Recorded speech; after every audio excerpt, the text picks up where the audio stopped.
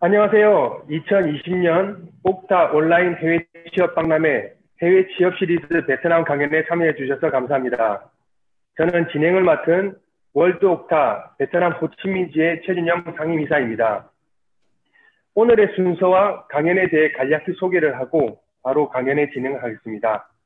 제가 베트남 개요와 베트남 사람 성격에 대해서 소개를 하고 이어서 월드 옥타 백수영 부회장님께서 드리머스에 대해 간략한 소개와 드리머스의 인재상에 대해서 설명해 주시겠습니다.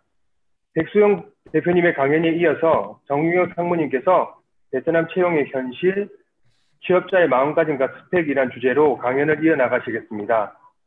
질의응답은 정유혁 상무님의 강연까지 모두 종료된 뒤에 별도의 시간을 통해 받을 예정입니다. 누구에게 어떤 내용의 질문을 하실 건지 잘 정리해 두셨다가 질의응답 시간을 통해 궁금한 점을 유튜브 채팅창에 자유롭게 올려주시면 됩니다. 그럼 지금부터 베트남 소개와 베트남인의 성격에 대해서 간략히 강연하도록 하겠습니다.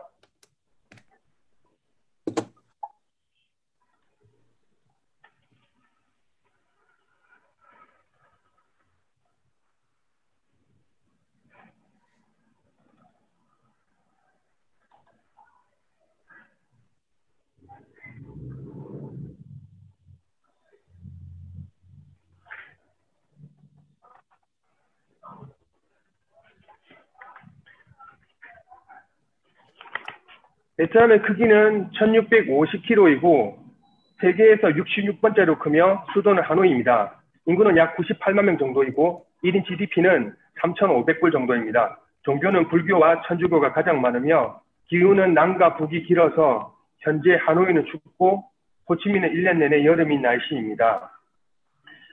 다음은 베트남의 기본 성격입니다. 베트남 사람들 예로부터 외세의 침입 그리고 지배와 전쟁을 아주 많이 겪은 나라입니다. 그래서인지 겉으로 보기에는 아주 느슨하게 보이지만 아주 자존심이 센 민족입니다. 베트남에 온 한국분들이 실수가 한국의 회사처럼 직원이 잘못하면 사무실 내에서 크게 주의를 주곤 하는데요. 그러면 그 직원은 여러분을 미워하거나 회사를 그만두는 경우까지 일어납니다. 혹시나 꾸중을 하는 경우가 있다면 반드시 따로 불러서 조용히 주의를 준다면 그 직원도 잘 수긍을 할 것입니다. 절대 베트남 사람들의 자존심을 건드려서는 안 됩니다. 저도 베트남에 처음에 와서는 어느 기업의 중간 관리직으로 들어갔었습니다. 한국 같으면 퇴근 시간이 되어도 상사가 퇴근을 안 하면 눈치를 보고 남아있는 경우가 많은데요. 여기는 현지 직원은 오후 5시 퇴근이면 5시 50분부터 거의 준비가 완료돼서 5시 되면 거의 다 칼퇴근을 합니다. 다른 직원들이 일이 밀려도 신경 쓰지 않고 퇴근을 하고 그리고 직원들에게 퇴근하면서 어디를 들러 무언가를 전해주고 집으로 가라면 가는 곳까지 업무 시간을 다 간주를 해서 그 시간보다 더 일찍 퇴근하기도 합니다. 가끔 야박하게 들릴 만큼 개인적이고 이기적인 문화인 것 같지만 합리적이고 각자 업무에 대한 존중이라고 생각하면 편할 것 같습니다. 다음으로는 우리나라에는 지금은 많이 없어졌지만 베트남은 아직까지 고위직에서 말단 공무원 그리고 일반 시장 사람들까지 뇌물이란 것이 공공연하게 있습니다. 경찰의 음주 단속이 걸려도 돈만 준다면 바로 자유의 몸이 되기도 합니다. 베트남 말로 뇌물을 화홍이라고 합니다. 화홍은 장미꽃이란 은어를 사용하기도 합니다. 뇌물이란 의미도 있지만은 일반적으로 수고비, 소개비랑 같은 개념으로 보시면 됩니다. 편하게 한국 문화에서도 있는 고마움이 있을 때 밥을 산다든지 술을 대접한다든지 하는 답례와도 비슷하다고 보시면 됩니다. 뇌물은 나쁜 것이지만 베트남 생활을 할 때 가끔 편할 때도 있습니다. 그리고 마지막으로 베트남 사람들을 처음 본 사람들은 처음 봤지만 금방 오래된 사람처럼 아주 친하게 행동을 하기도 합니다. 갑자기 만난 외국인도 집으로 초대해서 음식을 대접하는 경우도 있고요. 베트남 언어는 상대의 나이에 따라서 자신을 지칭하는 말이 틀려집니다. 그러기에 먼저 나이를 물어보고 고향, 친구, 직업, 취미 등을 자연스럽게 얘기하고 공통된 부분으로 유대감이 형성되는 것 같습니다. 하지만 아무리 어린 시절부터 알고 지낸 친구도 단칼에 절교하기도 합니다.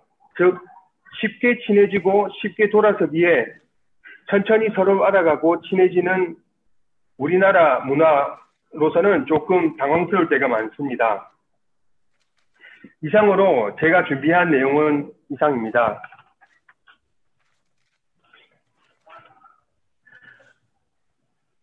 다음은 월드 옥타 백수영 부회장님께서 트리머스에 대해서 간략히 소개와 트리머스의 인재상에 대해서 간단히 강연을 진행해 주시겠습니다.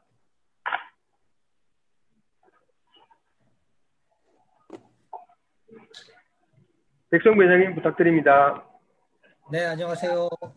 월드 옥타 호치민주회 부회장 백수영입니다. 저는 또 트리머스 베트남, 트리머스 그룹의 대표를 맡고 있고요. 오늘 강연할 내용은 제가 이제 베트남에 들어와 가지고 자생기업인데 어떻게 회사를 운영을 했고 회사의 프로파일은 어떻게 되며 회사를 운영하기 위한 인재상은 어떻게 꾸려갔는지에 대해서 강연을 하고자 합니다. 주어진 시간이 10분, 15분 정도밖에 없어가지고 매끄럽게 잘 될지 모르겠는데 한번 좀 시작을 해보도록 하겠습니다. 그리고 저는 지금 베트남에 들어온 지 한국 들어갔다가 베트남 들어온 지 5일차 됐어요. 지금 호텔에서 격리 중입니다. 그래서 뒤에 배경을 보면은 그 호텔에 있는 그런 벽지들이 있는데 이 점 양해해 주시기 바랍니다. 우선 회사의 간략한 소개에 대해서 말씀을 좀 드리도록 하겠습니다. 자, 트리머스 그룹에 대해서 말씀을 드릴게요. 트리머스는 16년 된 회사입니다. 2003년도에 제가 베트남에 들어와서 2005년도에 건립을 했고요. 현재 매출액은 300억 정도 됩니다. 한국인 15명, 중국인 3명, 필리핀 사람 1명, 베트남인 600명 정도 되는 회사의 규모입니다. 그리고 저희는 여행용 가방에 들어가는 하드 케이스에 들어가는 부품들을 생산하는 회사인데요. 쭉 자료를 보면서 간략하게 회사에 대한 소개를 하도록 할게요. 트리머스는 트리머스라고 하는 회사가 있고요. 그리고 그 다음에 엑소라는 회사가 있는데 트리머스라고 하는 회사는 알루미늄 메탈, 플라스틱 프레임, 그리고 하드 케이스 러기지, 바퀴 이런 여행용 가방에 들어가는 부품들을 생산하는 회사입니다. 이런 부분들을 토대로 해서 완제품을 만드는 회사가 엑소 러기지웍이라고 있습니다. 엑소 러기지웍은 지금 건립한 지 한 5년 정도 됐고요. 현재 2019년도까지는 가파른 상승세를 이루었으나 지금 현재 코로나 사태 때문에 약간 주춤해 있는 상황입니다.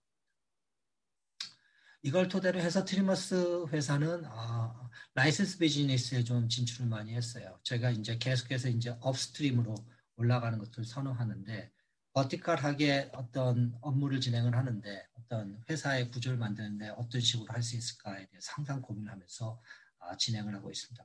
트리머스를 브랜드 라이센스 비즈니스에도 진출해 있고요. 엑소는 베트남에 있는 회사인 만큼 베트남 OEM 비즈니스에 대해서 지금 집중을 하고 베트남 유통사업에 집중을 하고 있는 그런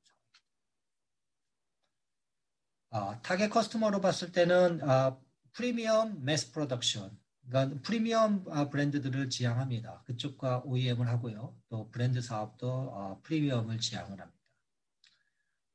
마케팅 포지셔닝을 놓고 봤을 때 고객의 기억의 사다리에 어떻게 우리 회사가 진입을 할 수 있을까 생각했을 때 저는 재료에 대해서 진입을 했어요. 라이트 웨이트, 알루미늄에 대해서 좀 진입을 하고자 이 부분에 대해서 마케팅 역량을 좀 강화시키고 있는 상황입니다. 인테그레이션, 한국말로 통합 아니면 형합 이렇게 얘기를 하는데요.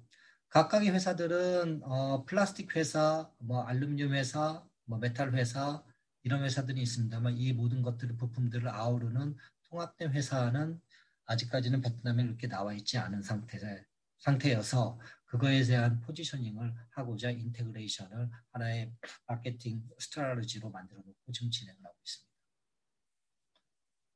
커런트 비즈니스 툴을 보시면 저희는 호치민에서 1시간 20분 정도 떨어져 있는 빈징이라는 지역에 3개의 공장을 운영하고 있어요. 쭉 보시면은 공장의 레이아웃, 전경들이 보입니다. 기계들이 많은 회사입니다. 그리고 사람 수보다는 기계가 더 많은 회사인데 어셈블리 레이아웃도 보이고요. 표면 처리 가공 시설도 보이고요. 최근 들어서 저희가 어떤 역량을 집중하고 있는 것이 자동화 오토메이션입니다. 베트남에서는 좀 이룰 수 있고 레이버 인텐시브한 그런 나라에서 오토메이션 자동화를 통해서 무엇을 얻을 수 있느냐라고 생각했을 때 조금 이른 감이 있으나 베트남도 지금 현재 계속 가파르게 상승하고 있는 나라이고요. 5년, 10년 후에는 인건비가 무시 못하는 그런 수준까지 올라갈 걸로 예상이 되기 때문에 미리 많은 R&D 투자가 자동화에 투입이 되고 있는 상황입니다. 전 세계적으로 저희는 해외 영업망들을 많이 확충하기 위해서 노력을 하고 있고요. 그 하나의 일환으로서 해외 박람회, 전시회에 많이 참여를 하고 있습니다. 1년에 한 6군데 정도 2019년도에 갔다 온 것 같은데 2020년도에는 아시다시피 움직일 수 있는 상황이 아닌 것이고요. 이런 여러 가지 활동을 통해서 매직쇼는 여러분도 알다시피 좀 유명한 쇼이고요. 해외 영업망을 많이 확충을 했습니다. 보시면은 북미, 독일, 이스라엘, 일본, 베트남, UK 이렇게 좀 쭉 퍼져 있는데요. 이런 해외 영업망을 통해서 지금 오히려 코로나 시대 때는 시국 때는 좀 더 괜찮은 어떤 영업망 확충을 통해 가지고 바이오한테 좀 더 다가갈 수 있는 그런 루트를 만들어 놔서 참 다행으로 생각합니다. 퓨처 비즈니스 말씀드리면 지금 이러한 여러 가지 저희의 비즈니스 스트래티지 플러스 우리가 더 집중하고 싶은 거는 역시나 자동화입니다. 자동화를 하는 이유는 어떤 인건비의 부담을 나중에 상쇄시키고자 하는 그런 목적도 있습니다만 또 다른 부분으로는 품질의 안정성을 위해서 자동화를 하려는 목적도 가지고 있습니다. 많은 R&D 투자가 자동화에 들어가고 있습니다만은 이것이 향후에 저희가 살아갈 수 있는 저희가 5년, 10년, 20년 베트남에서 영위할 수 있는 아주 중요한 투자라고 생각을 하고 역량을 집중하고 있고요. 인벤토리 시스템은 ERP 시스템을 통해서 현재 우리가 가지고 있는 여러 가지 부품들을 최적화시켜서 빠른 납기에 대응하고자 하는 부분입니다. 최근에 SCM 관련해서도 많은 집중과 투자가 들어가 있고요. 그런 상황입니다. 해외 영업망 확충을 통해서 다이버시티를 좀 더 견고히 하고자 노력을 2019년도까지 하고 있습니다만 지금 약간 코로나 때문에 지출한 상황입니다. 그렇지만은 지금은 이런 줌 미팅이라든가 MS 팀즈 미팅이나 이런 걸 통해 가지고 해외 영업망을 확충할 수 있는 부분들이 많이 있기 때문에 큰 문제들은 없어 보이고요. 이거를 토대로 해서 저희가 현재 진행을 하고 있는 것이 인스타그램, 페이스북, 핀터레스트, 구글 이런 소셜미디어 네트워크를 통해서 저희의 제품들에 대한 광고 홍보들을 좀 많이 좀 하려고 좀 노력을 하고 있고 지금 자료상에 보시면 트리머스.pro를 쳐서 보시면은 저희 회사의 여러 가지 제품들이 많이 나와 있는 것을 보실 수 있겠습니다. 현재 트리머스는 여행용 상품에 좀 많이 집중이 되어 있는 상태라 지금 코로나 시국에 약간은 좀 주춤되어 있는 그런 상황입니다. 이런 코로나 시국에 주춤되어 있는 것을 탈피하고자 현재 가지고 있는 시설과 바이어 네트워크를 통해서 저희가 가려고 하는 방향은 캠핑 비즈니스에 들어가는 루프탑 텐트라든가 캠핑 체어라든가 아니면 캠핑 테이블 그리고 외건 시스템 이런 것들에 좀 많이 집중을 하고 있고요. 11개 카테고리를 만들어서 진행을 했는데 그중에서 6개 정도는 개발에 들어갔고 그중에 3개 정도는 바이오 오더를 받은 상황이라서 오히려 코로나 시국이 저희가 가지고 있었던 안일한 시각들을 좀 더 넓혀주는 전환점이 되지 않았나 생각이 됩니다. 지난 7월 달에는 상당히 많이 불편하고 힘들었고 구조조정을 하면서 괴로움도 많이 있었으나 이러한 생각의 전환을 통해서 현재는 마음이 굉장히 편하고요. 회사는 더 튼튼해졌으며 현재 대규모 한국 인원들, 한국 인력을 좀 확충을 하고자 지금 노력을 하고 있는 그런 상황입니다. 이상으로 회사에 대한 간략한 소개는 마치고요. 추가로 트리머스 저희 회사가 바라는 인지사항에 대해서 말씀을 드리도록 하겠습니다.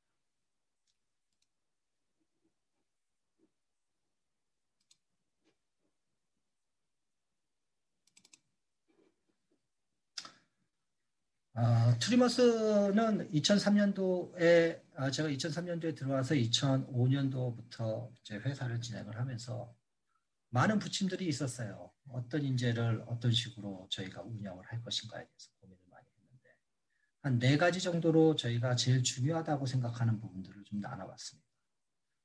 후에 우리 경영 부분 정우경 상무께서도 좀 강조를 하시겠지만은 언어적인 부분, 멀티타스크, 그리고 유연성, 플렉시빌리티, 이를 통한 워크맨십의 발현, 이쪽 부분이 중요한데 첫째, 언어를 놓고 봤을 때 한국에 유능한 분들 많이 있습니다만은 기술자를 제외하고는 언어를 하지 못하면 베트남에 들어와서 할 수 있는 일이라는 게 굉장히 제한적입니다. 통역을 쓴다? 굉장히 제한적이죠. 전문적인 얘기를 할 때 제한적이죠. 그리고 통역이 아는 이해의 폭이라는 게 상당히 제한이 되기 때문에 힘든 그런 상황이고 한국어를 통역하는 분들이 그렇게 많지 않습니다. 그래서 언어는 저희가 항상 영어를 할 수 있는 분들을 선호하고요. 베트남어는 그 다음에 할 수 있는 부분으로 생각을 하는데 베트남어보다는 영어가 우리한테는 좀 더 쉽죠. 베트남어 한 10년, 20년 된 분들도 그렇게 쉽지 않은 언어인 거 모든 분들이 다 베트남에 사시는 분들은 잘 알고 있습니다. 언어에 대한 스펙은 어느 정도 가지고 있으셔야 되고요. 두 번째, 멀티타스킹이 가능하냐. 아시다시피 베트남에 들어오면은 예를 들어서 영업을 하고 있다. 영업을 하고 있는데 생산에 관련된 클레임 부분에 대해서 좀 신경을 써달라라는 얘기가 회사에서는 종종 들어갑니다. 왜냐하면은 전부 다 비슷한 어떤 경험을 가지고 있는 사람들끼리 일을 하면 크게 문제가 없겠으나 베트남에 있는 베트남 직원들의 역량이 우리가 바라는 것만큼 되지 않으면 결국에 우리가 바라는 목표를 성취하기 위해서 한국 사람들의 인벌브먼트가 많이 생기게 되는데 모든 적재적소에 한국인들이 전부 다 자리를 잡고 일을 하기가 쉽지가 않습니다. 그래서 한 사람이 여러 가지 일을 할 수밖에 없는 상황이고요. 이거에 대해서 수용을 하지 않으면 본인도 힘들고 회사도 힘들고 여러 가지 안 좋은 일들이 많이 벌어집니다. 그래서 열린 마음으로 이 멀티타스킹이 될 수 있는 그런 생각과 사고를 가지고 있는 것들이 되게 중요합니다. 이런 걸 통해서 유연성을 가지고 있다는 게 베트남에서는 되게 중요할 것 같아요. 문화적으로 이해 안 가죠. 굉장히 화가 납니다. 근데 화가 나는 거 계속 쌓이면은 결국에 이제 스트레스 때문에 회사에서 계속 일할 수 있는 상황이 안 되기 때문에 화가 나더라도 이런 부분에 대해서 우리가 다르게 대처할 수 있는 유연성을 가지고 있다고 하면 조금 더 마음이 풀리는 경우들이 생기죠. 본인의 스트레스 지수를 관리하기 위해서 플렉시빌리티, 유연성은 상당히 중요한 덕목으로 생각이 되고요. 이런 3가지를 통해서 베트남에 첫 진출하시는 분들은 한 1년 정도의 어떤 수험 기간을 거치게 돼요. 뭐 자이든 타이든 간에 어려운 점들이 많이 있어가지고 겹치게 되는데 저희 트리머스에서는 1년 정도에 대한 수험 기간 동안 잘 수용을 했던 분들에 대해서는 향후 이제 중요한 인재로서 갈 수 있는 부분에 대해서 많은 지원책들이 마련이 되어 있는 상황입니다. 처음 1년이 어려운데 그 자리를 잘 극복하고 넘기게 되면 그 다음은 직장 생활이라는 게 다른 어떤 데에서 하는 것보다 훨씬 더 좋은 어떤 환경에서 일을 할 수 있는 그런 토대가 마련이 되고요. 좀 더 시간이 지나서 5년, 10년 정도 되면은 한국 분들은 독립을 해가지고 사업을 하시는 분들이 많이 있습니다. 초창기 1년에 어떤 식으로 본인의 토양을 쌓아 나가느냐 이것만큼 중요한 본인의 어떤 스펙이 없다라고 생각이 됩니다. 그래서 이런 부분에 대해서 많은 집중을 해 주시고요. 저희가 현재도 지금 면접을 보고 있습니다만 이런 인재에 대한 어떤 채용을 계속해서 진행을 하고 있는 상황으로 말씀드릴 수가 있겠습니다. 이상으로 베트남에서 제가 16년 동안 회사를 운영을 하면서 키웠던 내용 잠깐 말씀드렸고 인재상에 대해서 말씀드렸습니다. 제 강연은 여기서 마치고요. 나중에 이제 질의 질문 시간에 다시 나오기도 하고 마이크를 최준영 상임 이사님, 사회자한테 넘기도록 하겠습니다. 감사합니다. 말씀 감사합니다. 다음은 드리머스의 정우영 상무님께서 베트남 채용의 현실, 취업자의 마음가짐과 스펙에 대해서 강연을 진행해 주시도록 하겠습니다. 정우영 상무님 부탁드립니다. 네, 안녕하세요. 저는 트리머스에서 경영 부문장을 맡고 있는 정우영 상무입니다. 베트남에서 일한 지는 5년이 됐고요. 채용 활동을 주관하고 또 여러분들과 같이 근무를 하면서 보고 느끼고 또 배운 점들을 여러분과 함께 나누고자 합니다. 특별히 저는 아들이 둘이 있는데 아마 여러분들 모습은 보이지 않지만 여러분들과 연령대가 비슷할 것 같고요. 작년과 올해 각각 대학을 졸업해서 취업 준비를 한다든가 진로를 결정하는 과정에서 같이 아비된 입장에서 같이 이야기하고 같이 고민하고 준비했던 상황들을 다 묶어서 여러분들에게 함께 나누는 시간을 갖도록 하겠습니다.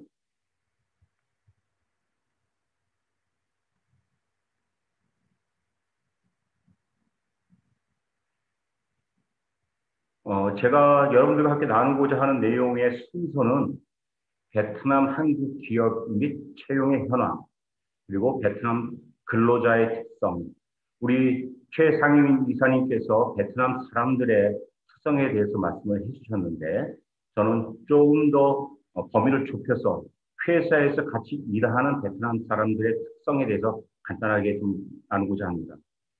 그리고 네 번째는 이번 강의의 주제인 한국인 근로자를 채용하는 데 있어서의 현실적인 어려움, 문제점들, 그리고 마지막으로는 여러분들 취업하시고자 하시는 분들이 어떠한 마음가짐을 가지셨으면 좋겠는지, 그리고 준비하셔야 될 스펙들을 간략하게 나누도록 하겠습니다. 첫 번째, 베트남에 진출해 있는 한국 기업의 업종을 분석을 해봤습니다. 2016년 기준으로 약 5,200개 업체가 진출을 해 있는데 그중에 60%가 제조업입니다. 그리고 부동산 투자업이 16%, 사회기반 투자 사업이 6% 등등이 되어 있습니다. 대부분이 제조업이라고 보시면 되겠습니다. 그리고 한국인 분들이 근무하고 계신 직무의 현황을 보면 생산 관리가 30%, 구매, 자재, 영업, CS, 고객 대응이죠, 20%, 그리고 회계, 자금 이쪽이 20%, 엔지니어가 20%, 그리고 서비스 직무가 10% 되겠습니다. 생산관리, 구매자재, 영업, 회계, 자금, 엔지니어 등이 거의 비슷한 비율로 근무를 하고 있는 것으로 볼 수가 있습니다. 현재 약 13만 명가량이 근무를 하고 있고 약 2, 3만 명가량의 가족 또는 학생들이 베트남에서 함께 거주를 해서 총 15만에서 16만 명이 베트남에 계실 걸로 알고 있습니다. 이제 베트남 근로자의 특성을 여러분들과 함께 좀 나눠보겠습니다. 베트남은 첫 번째, 일자리가 엄청나게 풍부합니다. 그러면서 그렇기 때문에 또 동기부여가 낮죠. 여기는 내가 오늘 회사를 그만두어도 언제든지 내가 마음만 먹으면 취업할 수 있는 자리가 쌓이고 쌓였다라고 표현을 합니다. 물론 지금은 이제 코로나 상황 때문에 대부분의 회사들이 인원 감축을 해서 지금은 상황이 조금 다른 상황인데 이 코로나 상황 직전까지만 해도 언제든지 내가 나가고 싶을 때 나가고 퇴사할 때 퇴사하고 또 내가 원할 때 돈이 필요할 때 또는 일을 하고 싶을 때 언제든지 내가 원하는 직업, 직장을 구할 수 있다라고 하는 아주 느긋한 마음들이 있습니다. 그러다 보니까 동기부여도 상당히 낮습니다. 물론 제가 드리는 모든 말씀들은 모든 베트남 사람들이 그렇다라는 것이 아니고 대체적으로 그렇다라는 부분을 감안하시고 들어줬으면 좋겠습니다. 그러다 보니까 아까 우리 최상희 이사님께서도 자존심이 강한 민족이라고 말씀을 해주셨는데 자존심도 강하거니와 또 스트레스에 대한 내성이 약합니다. 그래서 업무 강도가 조금 세지고 업무가 좀 더 추가가 되고 그렇게 되면 금방 나간다고 합니다. 그리고 계속해서 산업단지에 계속해서 회사들이 새로 들어오고 또 그 사람들도 그 회사들도 새로운 직원들이 필요해야 되니까 급여를 책정을 하는데 단돈 우리나라 돈으로 5,000원만 더 줘도 금방 회사를 옮깁니다. 근속연수가 굉장히 짧죠. 그래서 사람은 많은데 사람 구하기가 쉽지가 않습니다. 그리고 언제든지 나갈 수 있는 준비가 되어 있는 직원들이기 때문에 업무의 연속성이 끊어지고요. 그리고 숙련도 향상이 좀 기대하기가 어렵습니다. 아쉬운 것은 사용자의 측이지 근로자의 측에서는 아쉬운 게 없습니다. 베트남에서는. 그런 점이 좀 어렵고요. 두 번째는 정치 체제는 베트남이 공산주의 체제이지만 시장은 자본주의 시장을 좀 적용을 해서 섞여 있는 상황입니다. 여러분들 잘 아시겠지만 공산주의 체제는 책임감을 서로에게 나누고 어느 특정인들이 갖지를 않습니다. 그렇기 때문에 어떤 임무를 주어졌을 때, 업무 과제를 주어졌을 때에 그것을 해결하고자 하는 책임감이 상당히 떨어집니다. 대신 나에게 도움이 되는 것들, 나에게 이익이 되는 부분들에 대해서는 아주 기가 막히게 예민하고 강력하게 권리를 요구하고 있습니다. 그래서 회사에서 어떤 그 회사의 공문이 만들어서 개인의 이익을 보장하기 위한 또는 추가하기 위한 회사의 결정이 내려지면 굳이 자세하게 설명하지 않아도 다들 이해를 하고 나서서 알으려고 하고 나서서 챙기려고 하는데 조금이라도 책임감이 부여되는 상황이 발생을 하면 나는 모른다. 나는 그런 얘기 들은 적 없다. 그렇게 다 발뺌을 합니다. 그래서 일일이 대면을 해서 알려주고 확인을 시키고 확인한 것을 재확인을 해야 될 정도로 책임감을 회피하는 경향성이 많습니다.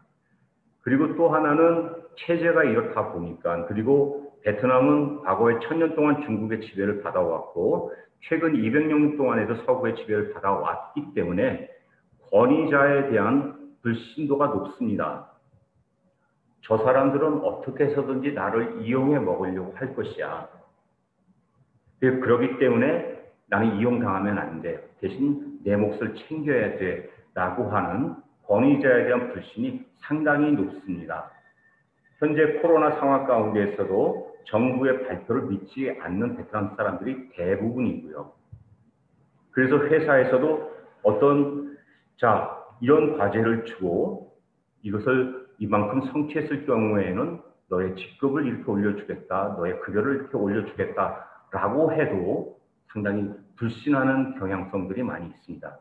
당장 내 눈 앞에 내가 찾을 이익을 쥐어줘라, 보여줘라 이렇게 나오는 것이죠. 그런 부분들이 좀 쉽지 않은 부분이 있습니다. 세 번째는 베트남의 교육 시스템이 여전히 획일적이고 피동적입니다. 그래서 강제 주입식 교육을 하고 있고요. 예를 들어서 얼마 전에 제 베트남 친구의 딸내미가 불만을 토로하는 것을 제 현장에 있었는데 미술 시간에 이 친구의 딸은 미술을 전공하고자 하는 친구인데 이제 10살이고요. 초등학생입니다. 반에서 선생님이 고양이 그림을 그려라 라고 했는데 이 친구는 자기가 가지고 있는 고양이 이미지를 그렸는데 왜 다른 학생들의 고양이는 꼬리가 긴데 너는 짧으니 다른 학생들의 고양이는 노란색깔인데 치즈 색깔인데 왜 너는 하얀 색깔이니? 다시 그려라. 그래서 얘가 뭐 울면서 뛰어와서 이제 하소연을 했습니다. 아주 단적인 예인데요. 베트남 사람들하고 이야기를 하다 보면 논리적인 사고를 가지고 의사 표현을 하는 사람을 만나기가 상당히 어렵습니다. 어떠한 상황이 발생했을 때 언제 어떻게 누가 무엇을 왜 했는지를 보고하는 것이 상당히 어렵습니다. 어떻게 해서든지 자기의 책임감을 모면하려고 여러 가지 이야기를 둘러대고 어떻게 해서든지 자기는 상관이 없다라는 것을 표현하기 위해서 주제하고는 상관이 없는 보고사항들을 굉장히 많은 시간들을 투입해서 이야기를 하다 보면 문제의 본질, 사안의 본질을 캐치하는 데 상당히 많은 시간과 에너지와 노력이 들어가야 됩니다. 이 언어 부분에 대한 어려움도 있지만 베트남 사람들의 의사 표현과 사고하는 방식이 체계적이지 않아서 그 부분에 적응하는 데 상당히 좀 어렵고요. 많은 업무 자체에 대한 그 어려움보다는 이런 커뮤니케이션의 문제 또는 어떤 사안을 파악하는데 지나치게 오래 걸리는 시간과 에너지의 문제, 이것이 큰 문제다라고 보여집니다. 또 마지막으로 여러 가지가 있겠고 물론 장점도 있습니다만은 제가 보는 또 하나의 그 좋지 않은 특성이라고 말씀드릴 수 있는 것이 공동체 의식의 결여입니다. 앞서도 말씀드렸지만 나만 내 가족만 잘 챙기면 되지 우리라는 개념이 상당히 희박합니다. 바깥에 나가서 저녁을 같이 먹거나 또는 술자리를 함께 할 때는 굉장히 쉽게 친해지고 마치 오래된 친구처럼 대접을 해주지만 일단 일자리에 돌아오게 되면 나밖에 모릅니다. 팀워크라는 개념 자체가 없고요. 님기, 나만 아니면 돼 라는 의식이 아주 뿌리 깊게 박혀 있습니다. 그래서 어떤 무엇인가 회사에서 전체적인 차원에서 복리후생을 개선을 하더라도 차등을 두기가 쉽지가 않고요. 저희들도 오래 걸렸습니다. 생산성에 따라서 차등적인 보너스를 지급하는데 시간이 좀 걸렸습니다. 똑같이 주고 똑같이 받아야 되는 것이 익숙한 사람들이기 때문에 그런 부분이 어려웠습니다. 이런 베트남 근로자들하고 일을 하는 입장에서 이제 저희가 한국인 회사이기 때문에 아까 저희 백수영 부회장님이면서 저희 사장님이신 백수영 사장님께서 말씀을 해주셨지만 저희 회사에는 베트남인들도 물론 있거니와 한국인, 중국인, 필리핀 사람들이 같이 있습니다. 여러 가지 저희는 시도도 한 것이고 그때그때 상황에 따라서 선택을 한 길이기도 합니다만은 특별히 저희가 한국 회사이기 때문에 한국인 직원들이 많이 있는데 또 한국인 직원들 채용도 많이 했었고 또 퇴사한 사람도 있었고 현재 근무하고 있는 직원들도 많이 있습니다만 한국인 근로자를 채용하는 데 있어서의 현실적인 어려움, 문제점들을 여러분들께 꼭 말씀을 드리고 싶습니다. 먼저는 언어적인 문제입니다. 그리고 특별히 신입사원인 경우에는 적응 기간이 상당히 오래 걸립니다.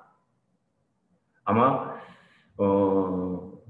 이런 문제 때문에 베트남에 있는 한국 기업이 가능하면 경력직을 뽑으려고 하지 신입사원들을 뽑으려고 하지 않는 큰 이유 중에 하나일 거라고 생각을 합니다. 한국에서도 신입사원을 뽑으면 최소한 1년 동안은 가르치고 2년차, 3년차부터 제 몫을 감당할 수 있을 거라고 기대를 합니다만 베트남에서는 더 힘든 것 같아요. 무엇보다 언어가 좀 큰 문제인 것 같습니다. 그 업무 자체를 파악하는 데는 물론 굳이 베트남이 아니어도 업무를 파악하는 데 일정 기간의 수습기간 또는 수련 기간이 있어야겠지만 특별히 언어의 문제 그리고 문화의 문제가 있어서 이것들을 한꺼번에 감당하기가 쉽지가 않은 것 같습니다.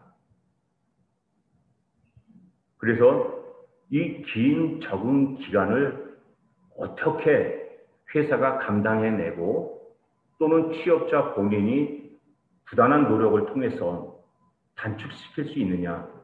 그래서 기업에 기여할 수 있는 인재로 자리매김을 할 수 있겠느냐. 이것이 가장 큰 숙제일 것 같습니다. 두 번째는 고비용이면서 고효율이냐. 이 문제에 대해서 솔직히 이야기를 해봐야 될 것 같습니다. 이제 여러분들이 베트남에서 취업을 하시게 되면 초급 관리자로 시작을 하셔야 될 텐데 같은 수준의 업무를 담당하는 베트남 현지 직원에 비해서 직접 인건비를 포함해서 간접비, 또 공통비까지 감안을 한다면 보통 3배 또는 4배 이상의 비용이 들어갑니다. 참고로 급여 수준을 보면 물론 베트남이 제일 낮겠죠? 중국보다 대만이 높고요. 대만하고 일본이 거의 유사하다고 알고 있습니다. 그리고 한국이 훨씬 높습니다. 한국인의 급여가 중국, 대만, 일본인들의 급여보다 동등 조건에서 급여가 높습니다. 그리고 베트남 현지인들보다는 서너 배 가량이 높습니다. 그런데 그들보다 3배, 4배가량의 성과를 보여주고 있느냐라는 부분에 있어서는 의문이고요. 제 경험으로 봤었을 때는 부정적입니다.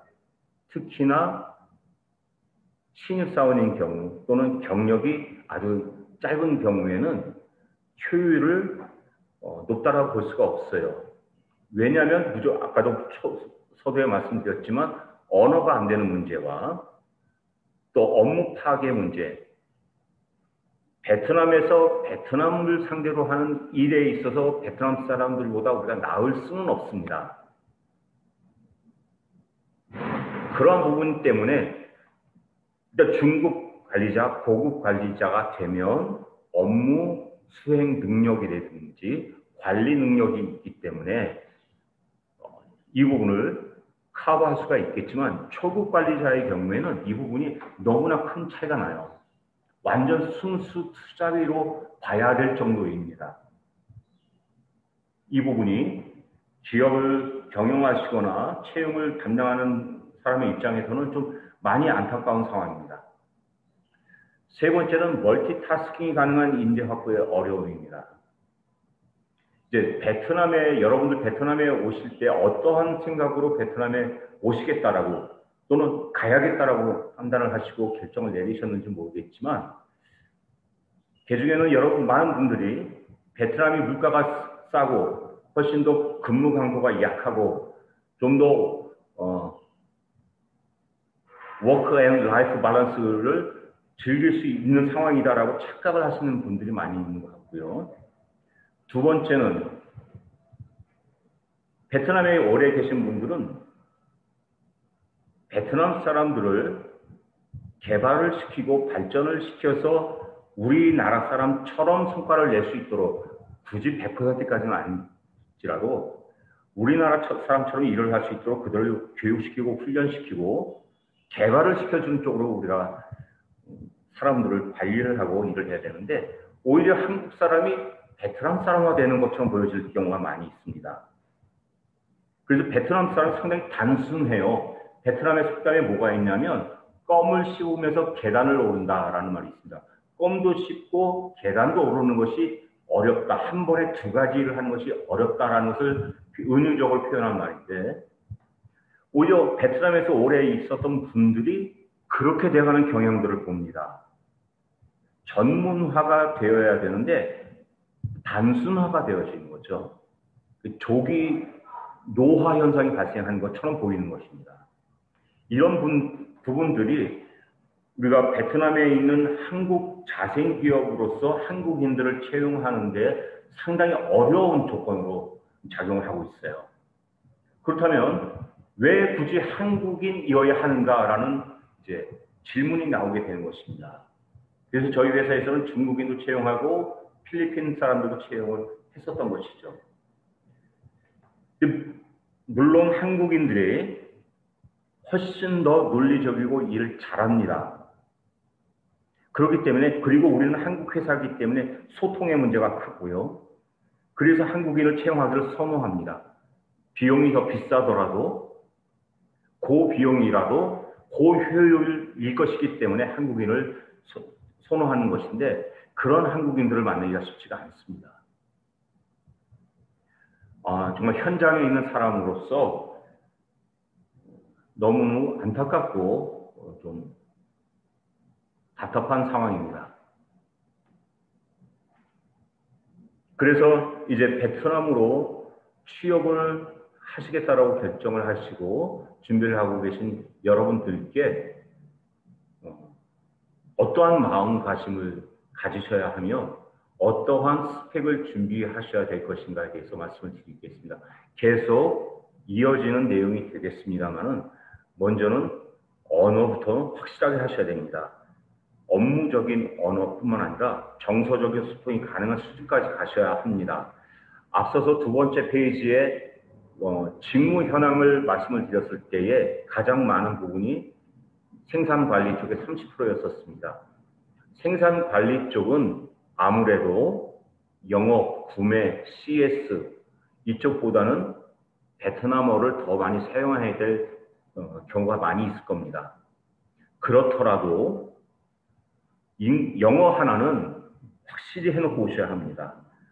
가끔 가다 보면 베트남어도 못하고 영어도 못하시는 분들, 간신히 인사말 정도 하는 정도, 간신히 단어를 나열하는 수준의 영어를 가지고 오시는 분들이 있습니다. 굉장히 용감하다고 해야 될지 좀 안타깝습니다. 초급 관리자로서 베트남 사람들을 휘어잡고 그들과 함께 일을 해 나가기 위해서는 언어는 필수 불가결입니다. 어설프게 하지 마시고요. 확실하게 배워서 준비하셔서 오셔야 합니다. 그 다음에 베트남어를 공부를 하셔도 됩니다. 베트남어는 배우기가 상당히 어렵고요. 또 여러 가지 표현의 다른 방식이 있어서 의사소통에 오히려 방해가 되는 부분들이 많이 있습니다. 그리고 내가 베트남어를 이 직원하고 통한다고 해도 다른 베트남인하고는 통하지가 않습니다. 워낙에 억양이 6가지로 복잡하게 되어 있어서 다른 데 가서는 통하지가 않습니다. 그래서 영어를 확실하게 준비를 하셔라라고 말씀드리겠습니다. 요즘 한국 대학생들, 취업준비생들 토익 다 900점 넘지 않습니까? 토익 점수가 중요한 것이 아니라 실전 영어가 중요한 것입니다. 두 번째는 치열해지라고 말씀드리고 싶습니다. 워커 앤 라이프 밸런스는 당분간은 좀 잊으시고요. 베트남은 취업 도피처가 절대로 아닙니다. 오히려 한국보다 더 치열하게 준비하시고 일을 하셔야 살아남을 수 있는 상황입니다. 여기는 외국이고요. 아무리 베트남의 취업의 기회가 한국보다 많아서 취업하기가 쉽다 할지라도 취업을 하고 난 이후에 살아남기가 어렵습니다. 많은 젊은 분들이 베트남 물가가 싸고 또 베트남의 여성들이 한국 남자들을 굉장히 선호한다라는 이야기가 있고요. 실제로 그런 것 같습니다. 그런 곳에 많은 시간과 에너지를 소모해서 즐기려고 하는 경향성들을 저는 많이 봅니다. 그렇게 해서는 살아남기가 쉽지가 않고요. 치열해지셔야 합니다. 한국에 있는 기업체에 들어가서도 1년 동안은 사적인 생활을 거의 포기하고 공부하고 준비하지 않습니까? 베트남은 더 해야 합니다. 왜냐하면 언어의 문제가 들어가기 때문이죠. 그래서 독한 마음을 먹고 오셔야 되고요. 설령 취업이 되셨다 하더라도 훨씬 더 독하게 준비하셔야 살아남을 수 있습니다. 몇 년이 지나도 한 발자국도 진보하지 못하는 직원들을 여러 명을 봤고요. 결국 견디지 못해서 퇴사할 수밖에 없는 분들을 여러 명을 봅니다. 여기까지 와서 개인의 성장이 되지 않아서 퇴사를 하게 해야 하는 그런 상황이 발생하지 않도록 다부진 마음가짐을 갖고 오셔야 합니다. 세 번째는 민족의 우열은 없다 겸손하라라고 했습니다. 같은 맥락일 수 있고요. 미국에서는 백인들이 흑인을 인종차별을 하고 흑인은 아시아인은 인종차별을 하죠. 한국 사람들은 동남아시아 사람들에 대한 인종차별이 한국에서도 있습니다만 이거 베트남에서도 있습니다. 그래서 한국 길거리를 가다 보면 뒷모습을 보면 저 사람이 한국 사람인지 중국 사람인지 대부분 알 수 있다고 해요. 저도 알 수 있고요. 그 몸짓에서 말투에서 베트남 사람들을 무시한다는 것이 보여집니다. 물론 그것을 베트남 사람들도 압니다. 그래서 티는 내지 않지만 결코 한 팀이 되고 싶지는 않아 합니다. 우리는 마치 베트남의 점령군인 것처럼 생각하고 행동할 때가 많이 있습니다. 우리는 베트남에 돈을 벌기 위해서 온 사람이지 베트남을 점령하기 위해서 온 사람들이 아닙니다. 근데 많은 사람들이 베트남 사람들한테 모욕감을 주고 그럼으로써 팀워크를 스스로 해치고 상당히 교만하게 대하고 자존심을 상하게 하고 그런 경우들이 많이 있습니다. 그렇게 돼서는 팀도 살릴 수 없거니와 본인도 발전하는 데 큰 저해 요인이 된다고 말씀드리겠습니다.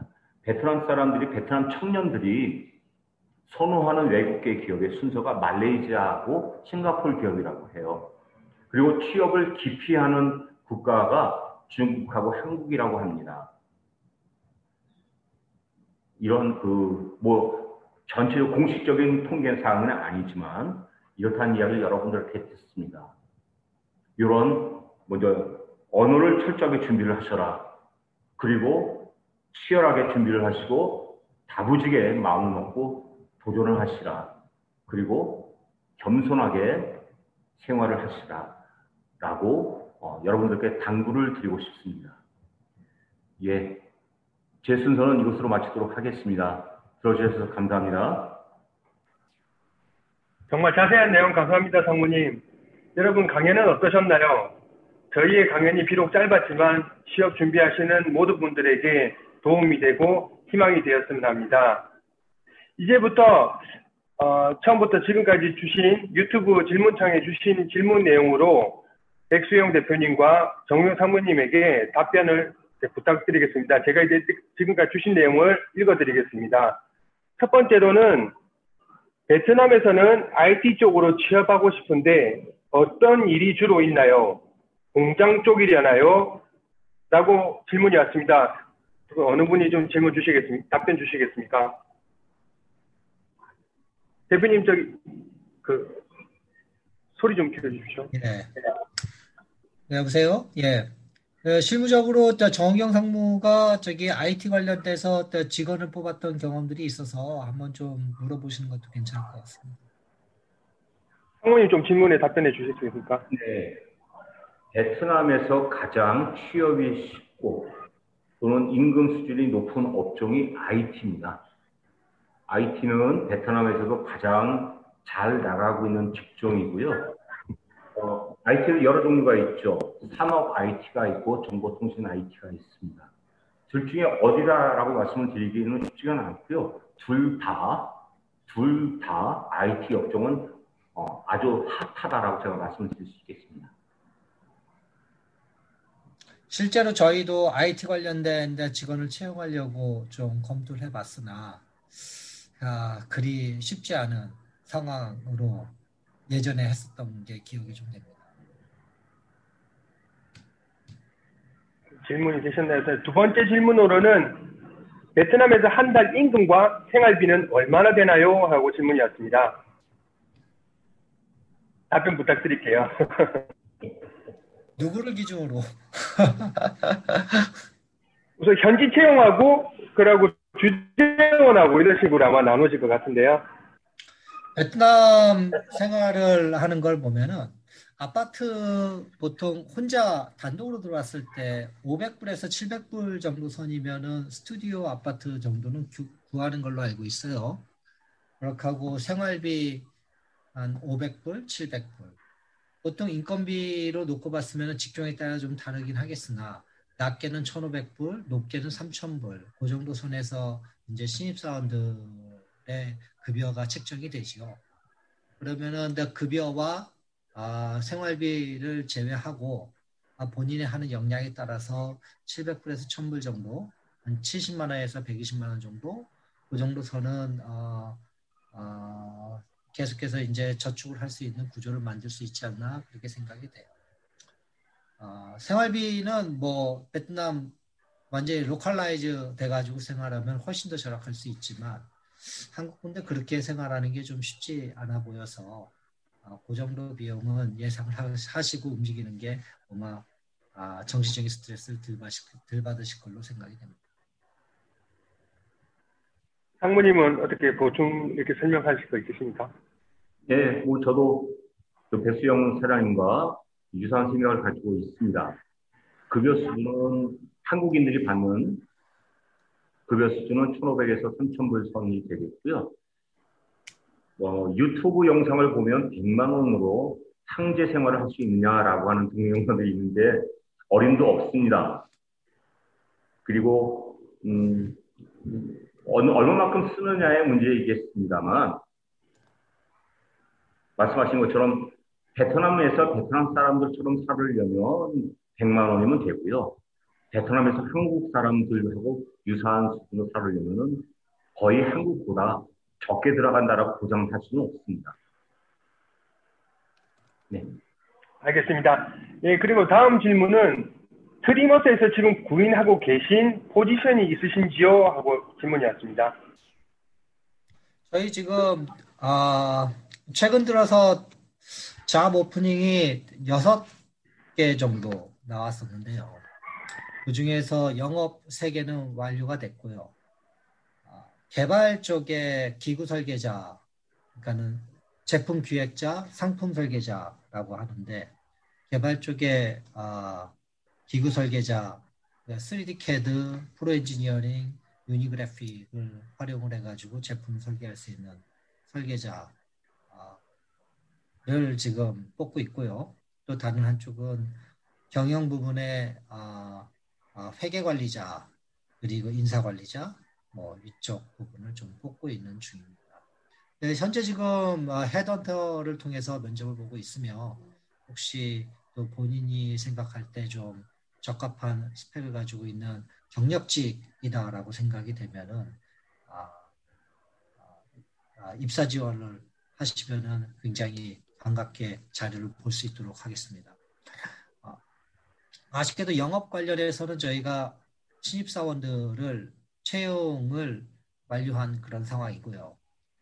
다른 부분들은 경력직 상당히 고난이의 경력을 가지고 있어야 되기 때문에 다른 분야는 경력직으로 지금 채용을 준비 중인 상황입니다.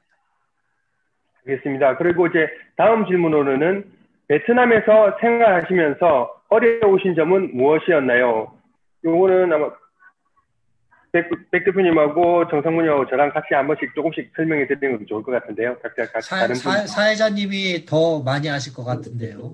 저희보다 훨씬 더 로컬라이제이션 돼 계신 분인 것 같은데. 맞습니다. 저는 이제 베트남에 온 지 약 20년 정도 되었고 제가 하는 일에 여행사를 하다 보니까 아마 다른 한국 분들에 비해서는 많이 진짜 로컬 현지인처럼 아마 사는 사람 중에 한 명일 겁니다. 그래서 저 같은 경우는 처음에 와서 정상무님처럼 이렇게 정상무님 아까 전에 말씀하신 것처럼 다른 분들 보면 주재원들 오셔가지고 베트남 사람들을 조금 이렇게 밑으로 보는 사람들이 꽤 많이 있습니다. 이제 그렇게 보지 말고 저는 이제 제 와이프도 이제 베트남 사람이다 보니까는 좀 그런 거를 좀 이렇게 많이 싫어했어요. 그래서 저는 여기 오면서 바로 현지인처럼 생활하면서 살아가고 있지만 그래도 아까 전에 제가 처음에 이렇게 베트남 사람들의 성격과 한국의 성격이 좀 많이 틀리다 보니까는 그런 거로 조금 많이 이렇게 문화 충격이라든지 이제 컬처 쇼크를 처음에는 많이 받았었는데 이제 뭐 로마에 가면 로마의 법을 따르라는 말처럼 저도 여기 와서 현지인처럼 생활을 하지만 그래도 또 뭐 한국인 마인드는 한국 민족을 가지고 또 현지인들하고 이렇게 트러블 없게끔 이렇게 살아가려면 여기 와서 현지어도 많이 배우고 현지 문화도 많이 배워야 될 거며 너무 예를 들어 다른데 우리 한국 사람도 미국에 살면 억지로 미국 사람들에 맞추려고 그러지만 여기는 이상하게 오면 그 현지인들이 우리한테 맞춰주기를 바라는 그런 경우가 많이 있습니다. 이제 그래서 그걸 좀 버리시고 여기에 정말 좀 로컬라이즈로 하게 되면 더 즐겁게 더 많이 좀 알 수 있지 않을까 하는 게 제 생각입니다. 이제 상무님 한번 설명해 주시죠. 예, 좋은 말씀 들었습니다. 네. 저는 그 생활 패턴이 굉장히 단순하게 살고 있습니다. 집, 회사만 왔다 갔다 하는 사람이고요. 주로 바깥에는 거의 다니지는 않습니다. 그러다 보니까 제가 뭐 바깥에 로컬의 상황을 잘한다라고 볼 수는 없고요. 기간도 5년이 채 안 되기 때문에 길지는 않습니다. 그러나 제가 가장 힘들었었던 점은 역시 문화가 다른 사람들과 같이 일을 하면서 동일한 사안을 전혀 다른 방식으로 해석할 때에 그것을 맞춰 나가는 것이 제일 어려웠던 것 같습니다. 바깥에 나가서 뭐 사 먹거나 뭐 구경하거나 이런 건 전혀 문제는 아니고요. 같이 일을 할 때에 서로 다른 방식으로 접근하고 다른 방식으로 생각을 하는 그리고 다른 방식으로 처리를 하려고 하는 이 갭을 줄이는데 좀 많은 에너지가 들어갔습니다. 현재도 여전히 그렇다라고 볼 수가 있고요. 그렇습니다. 알겠습니다. 백 대표님은 혹시 뭐 전달해 드리는 내용 없습니까? 또 여러 가지 있죠. 여러 가지 네. 있는데 저도 또 성격이 굉장히 급한 성격인데 빨리빨리 문화잖아요. 한국은. 그래서 이렇게 해외 진출도 빨리 해서 또 회사도 이제 만들어서 영위를 하고 있습니다만 빨리빨리 때문에 나오는 충격이라는 게 대단합니다. 동남아시아 국가는 더운 나라다 보니까는 빨리빨리 하는 거에 대해서 전혀 익숙하지가 않아요. 전혀 익숙하지 않은 사람들한테 빨리빨리 하라고 그러면은 그 사람들이 보는 그 시선과 냉대는 뭐 비록 말이 통하지 않더라도 느껴지지요.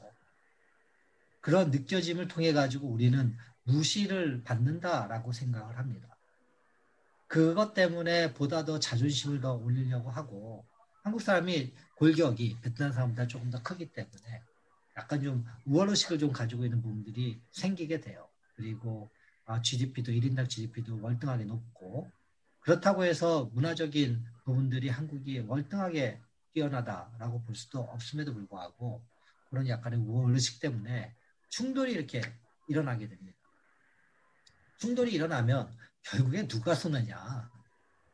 뭐 현지인들 그게 크게 아쉬울 거 없이 보여요. 그리고 아쉬울 거 없는 것 같이 행동을 하고.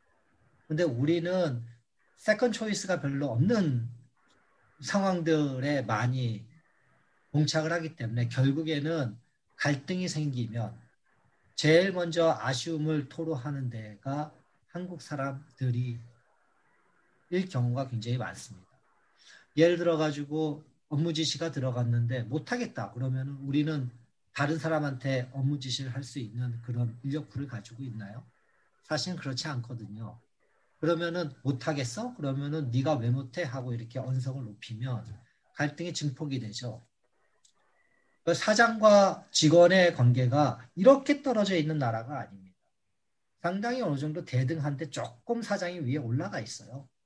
그 정도 선이다 보니까는 항상 협업하고 들어야 되고 들은 다음에 달래야 되고 방향 제시를 해야 되는 상황인데 우리가 이제 빨리빨리 문화라는 거를 가지고 있기 때문에 그렇게 설명할 시간이 없어요. 그리고 우리도 그렇게 설명하는데 익숙하지 않은 민족성을 가지고 있고 교육적으로 그렇게 많이 받지도 못한 상황에서 그냥 just do it, 그냥 해라는 말을 하게 됩니다. 그러면 결국에는 결과는 이상한 방향으로 흘러가게 되는 경우가 되게 많아요.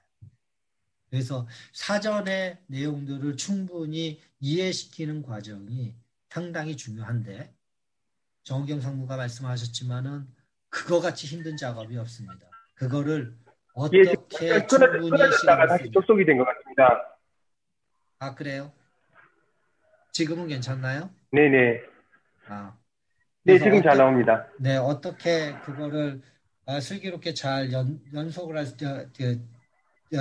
슬기롭게 극복을 할 수 있느냐가 중요한 부분이라고 생각하고요. 결국에는 아이스 브레이킹 처음에 시작 시점에서 상대방한테 충분히 시간을 써가지고 충분히 설명을 해주는 게 중요한 부분이에요.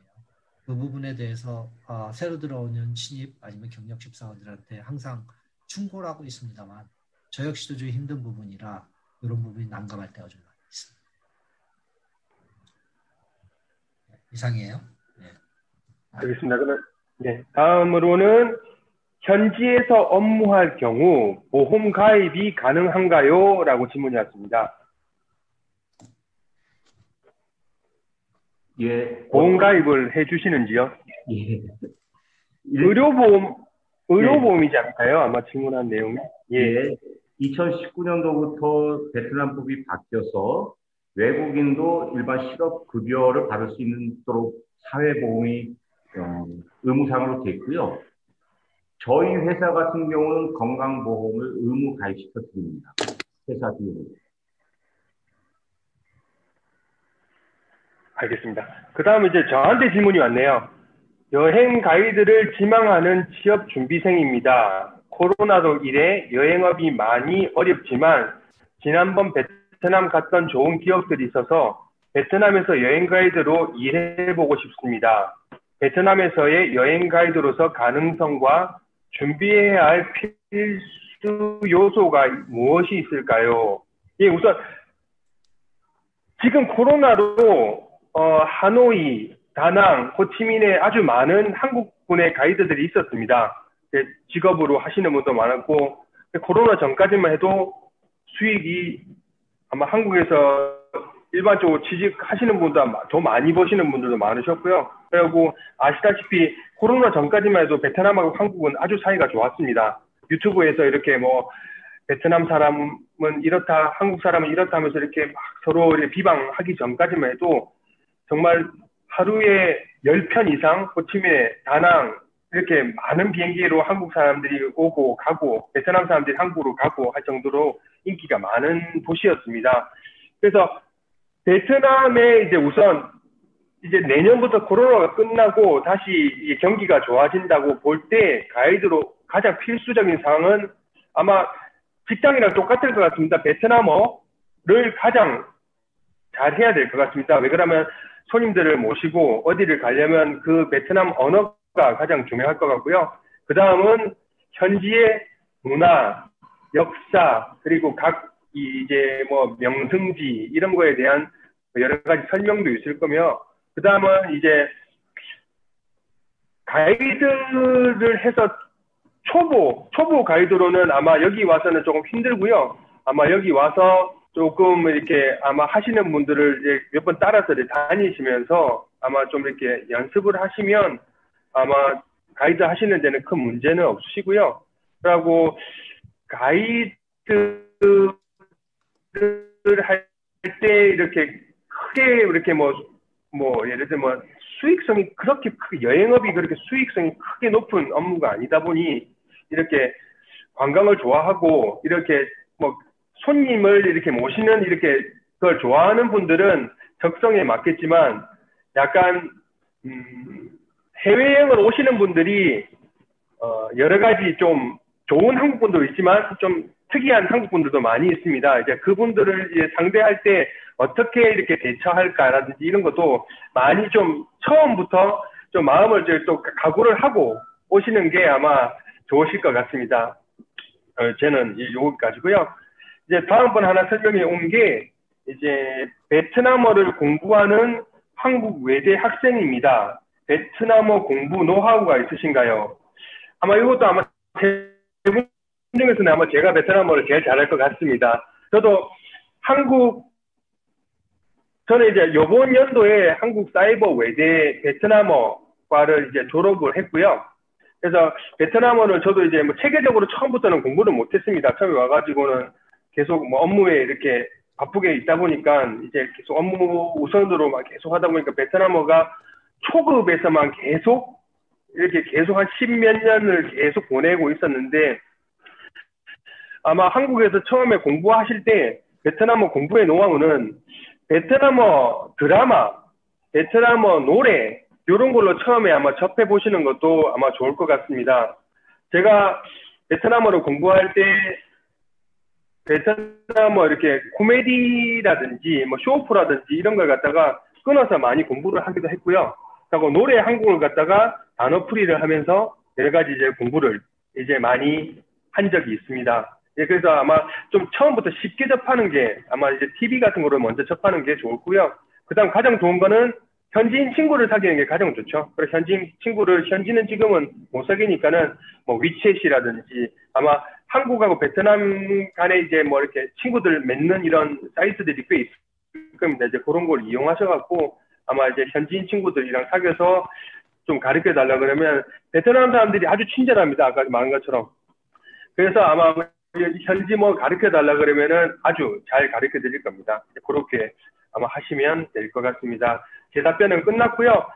이제 거의 이제 질문도 끝났고 이제 거의 다 이제 마무리할 단계가 온 것 같습니다. 그래서 이제 먼저 마지막으로 각자 한마디씩 백 부회장님하고 이제 정윤 상무님하고 한마디씩 하고 이제 강연 이제 마치는 이제 마무리를 하도록 하겠습니다. 먼저 백승 대표님 이제 마무리 멘트 좀 부탁드리겠습니다. 안녕하십니까. 2020 옥타 온라인 해외 취업 박람회에 청취 들어오신 분들한테 고맙다는 말씀 드리고요. 베트남 보니까는 강의 내용들을 보니 베트남, 미국, 호주, 일본 이렇게 여러 가지 그 실전 경험들에 대해서 좀 강의들이 지난 이틀 동안 이루어졌던 걸로 알고 있습니다. 어느 나라나 비슷하게 어렵습니다. 현지에서 적응한다는 건 상당히 어려운 부분이고요. 한국에 뭐 여러 가지 계속 말씀을 드립니다만은 한국에서 적응을 못해서 해외로 도피처로 생각한다면은 베트남은 아닌 것 같습니다. 그 어떤 나라들보다 힘들어요. 그 대신에 뭐 그냥 이렇게 좀 생활을 하겠다라고 생각을 하시면은 좀 들어와가지고 좀 버티는데 크게 어렵지는 않겠습니다만은 뭔가 꿈을 이루겠다라고 생각하면은 좀 많은 부분의 스펙을 그리고 정신적인 무장을 하고 훈련을 하신 다음에 들어오시는 게 훨씬 더 맞을 것 같습니다. 처음에 뭐 좋은 어떤 쉽다 뭐 누구든지 들어오면 환영한다 이런 말씀을 드려야 되는데 취지상 좀 확실하게 어떤 그 경험을 좀 얘기해 달라는 그런 요청들도 있어서 저의 경험을 짧게 말씀드렸습니다. 취업 준비생들 화이팅 하시고요. 또 베트남에 들어오시면은 한 번 정도 만날 수 있는 기회가 있었으면 좋겠습니다. 감사합니다. 네, 상무님도 한마디 부탁드리겠습니다. 네, 오랜 시간 동안 청취하시느라고 수고하셨고요. 제가 그 강의의 주제를 따라가다 보니까 부득이 부정적인 면이 많이 부각이 된 것 같습니다. 있는 그대로 말씀을 드려야 되는 상황이기 때문에 그랬을 수도 있고요. 그런데 저는 한국에서도 한 30년가량의 근무 경력이 있고 여기 와서 이제 5년째 근무를 하고 있습니다만 저는 베트남에서 지내고 있는 이 5년 동안이 가장 행복한 직장 생활이었습니다. 왜냐하면 사람 냄새가 나는 사람들하고 같이 지낼 수 있었다라는 것이 가장 저한테는 큰 인생의 축복이었던 것 같아요. 여러분들도 사람마다 다르겠지만 또 쉽지도 않을 수도 있겠지만 베트남 좋은 나라입니다. 또 일할 맛도 많이 나는 나라이고요. 굳이 베트남에 오셔야 됩니다라고 말씀드리지 않겠지만 경험해보기에 인생에 충분히 가치가 있는 나라라고 생각합니다. 여러분들 꼭 좋은 열매를 맺으시길 바라겠습니다. 건투를 빕니다. 감사합니다. 감사합니다. 진짜 백수영 부회장님하고 정윤 상무님의 말씀에 정말 크게 저도 공감합니다. 이제 아쉽게도 이제 시간이 다 돼서 저희들의 강연을 이제 마치도록 하겠습니다. 2020년 옥타 온라인 해외 취업 박람회에 많이 참여해 주셔서 감사합니다. 지금까지 월드 옥타 베트남 호치민지의 최준영 상임이사였습니다. 감사합니다. 수고하셨습니다. 수고하셨습니다. 감사합니다.